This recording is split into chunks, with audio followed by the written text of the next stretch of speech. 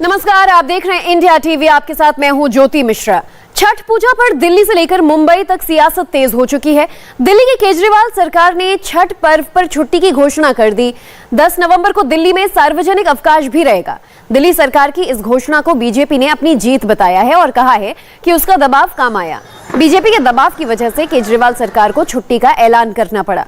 तो उधर मुंबई में छठ पूजा पर शर्तें थोपने का बीजेपी ने विरोध कर दिया है।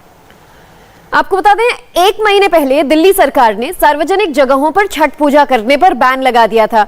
इसके बाद दिल्ली के तीनों नगर निगमों ने छठ पूजा के लिए विशेष फंड देने और घाट बनाने वालों को 40,000 रुपए तक मदद देने का ऐलान किया। और अब जवाब में दिल्ली सरकार ने छुट्टी का भी ऐलान किया। इधर मुंबई में भी छठ पर राजनीति शुरू हो गई है, क्योंकि बीएमसी ने छठ पूजा को लेकर कई शर्तें, कई नियम कानून लागू कर दिए हैं। मुंबई में समंदर किनारे छठ पूजा करने पर रोक लगा दी गई है। कृत्रिम तालाब बनाकर छठ पूजा की जा सकती है, लेकिन इसके लिए विभाग स्तर पर मंजूरी लेनी होगी। सामाजिक संस्थाएं अपने खर्च पर तालाब बनवाएंगी। छठ पूजा के बाद कृत्रिम तालाब हटाना होगा। वैक्सीन की दोनों डोज ले चुके लोग ही पूजा में शामिल हो पाएंगे।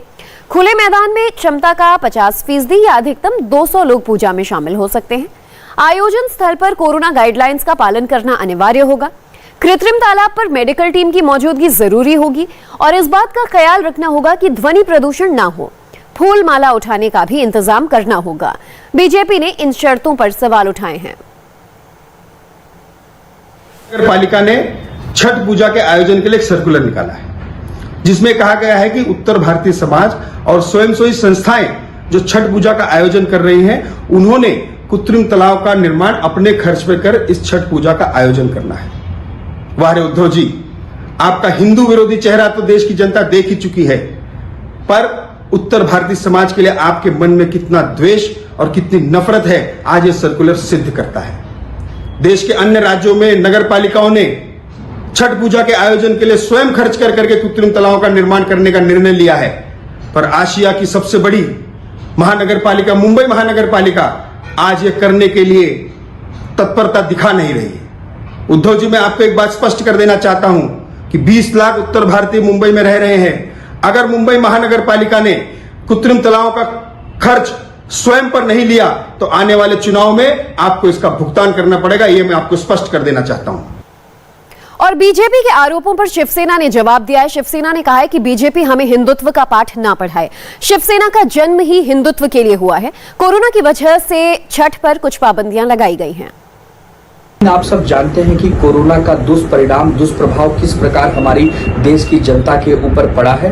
उसको देखते हुए इस बार भी कोरोना के नियम के पालन के तहत यह त्योहार हम मना रहे हैं। समुद्र के किनारे यह त्योहार मनाने पर बहुत बड़ी पाबंदी इसलिए है क्योंकि भीड़ इकट्ठा होगी तो आखिर हमारी जनता की ही जिंदगी से वो जुड़ी हुई बात है। इसके लिए इस बार भी कोरोना के नियम और गाइडलाइन के तहत यह त्योहार जगह जगह मनाया जा रहा है। और हम पर आरोप लगाने वाले ये बात कान खोलकर सुन लें कि शिवसेना से बड़ा कोई हिंदुत्व की पार्टी नहीं है। हमारा जन्म ही हिंदुत्व के लिए हुआ है। हमारे सांस, हमारे प्राण में राम बसते हैं। इसके लिए हमें कोई हिंदुत्व का पाठ न पढ़ाए। हमारी प्राथमिकता है देश की जनता, राज्य की जनता, महानगर की जनता की जिंदगी को बचाना। इसके लिए आदरणीय मुख्यमंत्री जी ने यह फैसला लिया है कि बहुत बड़े पैमाने पर यह त्योहार न मनाया जाए।